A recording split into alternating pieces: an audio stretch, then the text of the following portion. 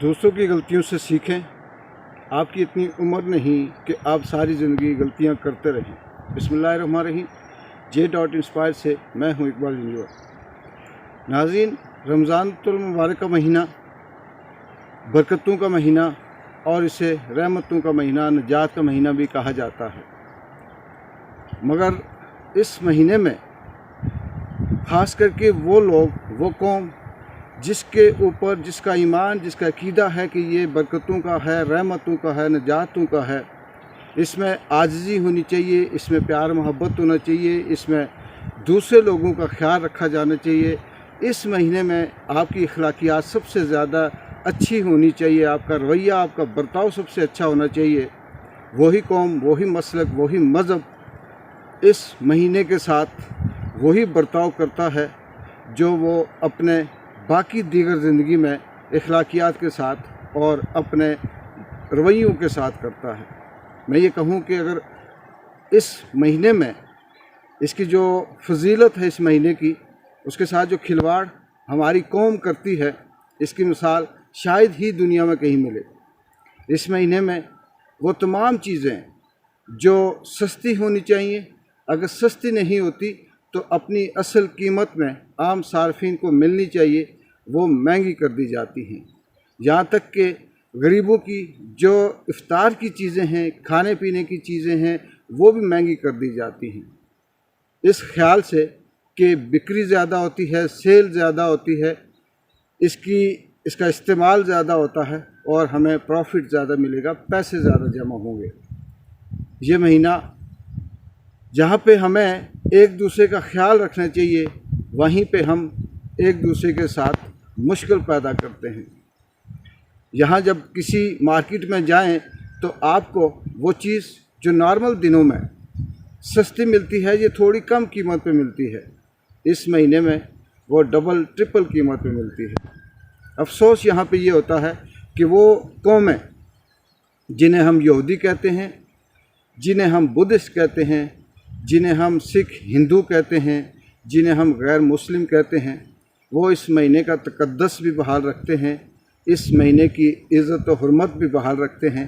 وہ مسلمانوں کے لیے عام چیزیں جو ان کے استعمال میں ہوتی ہیں، اس میں کم قیمت بھی کرتے ہیں اور سستا بھی کرتے ہیں، اور بہت سی ایسی جگہوں پہ ہے کہ انہیں اس مہینے کی خصوصی جو پیکج ہوتا ہے وہ بھی دیا جاتا ہے.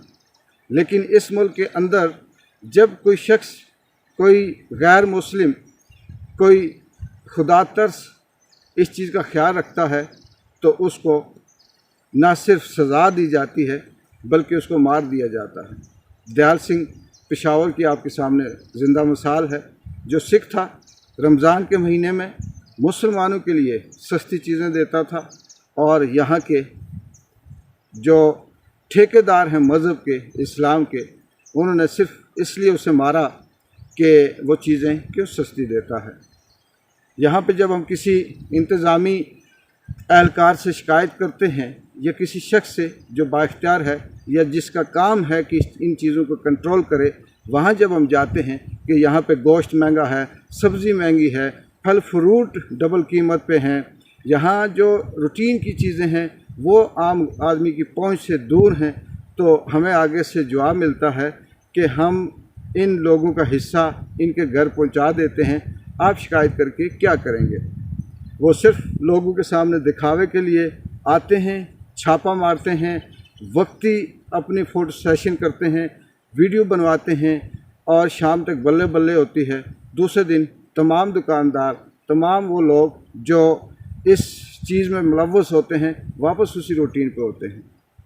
ایسے قانون میں، ایسے ماحول میں، ایسی انسانیت میں کیا ہم یہ امید رکھ سکتے ہیں کہ یہاں بہتری آ سکتی ہے؟ صرف یہ چیز یہاں پہ آ کے ختم نہیں ہوتی، بلکہ وہ رویے، وہ اخلاقیات جو اس مہینے کے اندر سب سے بہترین ہونی چاہیے، وہی سب سے زیادہ خراب ہوتی ہے.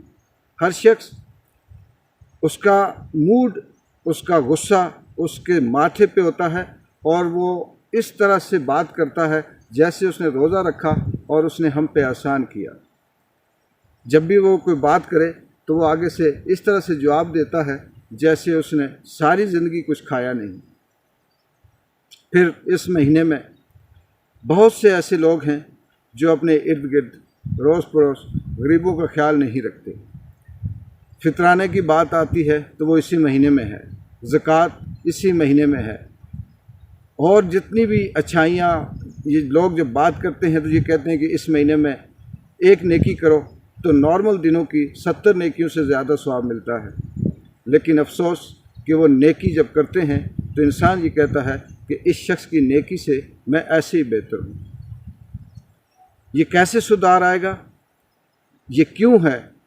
یہ معاشرتی اخلاقی گراوٹ اس حد تک کہ ہم اس مہینے کا ان لمحوں کا بھی خیال نہیں رکھتے جن کا اترنا، جن لمحوں کا صرف اور صرف مقصد انسانیت کے اوپر رحمت اور فضل اور اس کی برکتیں ہیں۔ کیا اجتماعی ہماری تربیت خراب ہے، یا ہمارے جو مذہب کے ٹھیکیدار ہیں کہیں ان سے غلطی ہوئی ہے، یا پھر ہم لوگ لالچ، ہوس، مفاد پرستی میں اس حد تک آگے جا چکے ہیں کہ ہمیں کچھ بھی نظر نہیں آتا سوائے اپنے چند ٹکوں کے مفاد کے۔ میری دعا ہے کہ اللہ تعالی ہم سب کو خود بخود کسی ہدایت کے راستے پہ چلنے دے یا چلانے کی توفیق دے، ورنہ یہ انتظامیہ، یہ ادارے، یہ محکمے، یہ اہلکار اس قابل نہیں کہ وہ ان غریبوں کے اوپر کچھ مہربانی کر سکیں، ان غریبوں کے لیے کچھ اپنے جس کے لیے وہ تنخواہ لیتے ہیں، جو ان کی ذمہ داری ہے وہ پوری کر سکیں، کیونکہ ان کے حصے کا رات کو ان کے گھر پہنچ جاتا ہے، چاہے وہ گوشت ہو، چاہے وہ فروٹ ہو، چاہے وہ سبزی ہو، چاہے وہ کچھ اور ہو، وہ سب ان کو ملا ہوتا ہے۔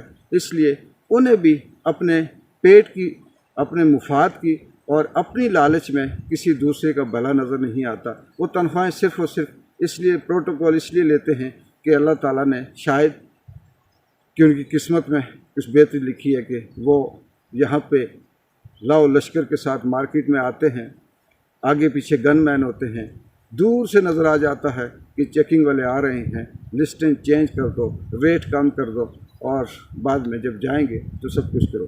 یہ بات اگر سچے ہیں تو انتظامیہ کو اتنی بات کیوں نہیں سمجھ آتی، چاہے وہ اے سی ہو، ڈی سی ہو، ایس پی ہو، ایس ایچ او ہو، یا عام کوئی کسی چیکنگ کرنے والا ہو، وہ عام آدمی بن کے کیوں نہیں جاتا؟ وہ ایک عام صارف بن کے کیوں نہیں کسی دکان پہ جاتا؟ اگر اسے اتنا ہی ہمدردی اور اتنا ہی وہ سنسیئر اور مخلص ہے تو وہ جائے، بغیر فوٹو سیشن کے دکانوں سے فروٹ خریدے، سبزیاں خریدے، پھل، باقی چیزیں خریدے، اس سے اندازہ ہو جائے گا کہ اصل قیمت کیا ہے۔